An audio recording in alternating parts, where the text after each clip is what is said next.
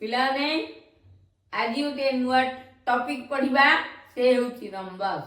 चलंतु rhombus विषय कि जानिया। पिलाने रंबस चित्र देखंतु A B C D rhombus चित्र। रंबस चारि बाहुर दैर्घ्य समान।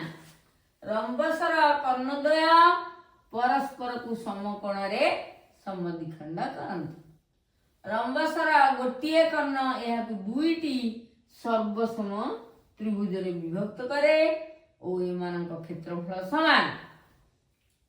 रंबस कर्णद्वय द्वारा चारि गोटी समक्षेत्रफल विशिष्ट त्रिभुज रे विभक्त होता है। रंबस क्षेत्रफल बाहु गुणन उच्चता बाहु ए इंटू एच उच्चता एच वर्ग सेमी। रंबस प्रत्येक बाहु क्षेत्रफल बाय उच्चता प्रत्येक बाहु पाए वाले क्षेत्रफल रे उच्चता घोरी। पिलाने आउट पॉइंट मन रखंतु रंबस उच्चता समान क्षेत्रफल विभक्त बाहु।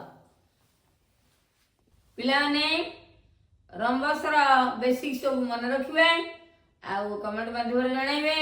जणाइले क्लास रे आमे प्रश्न उत्तर करिबा।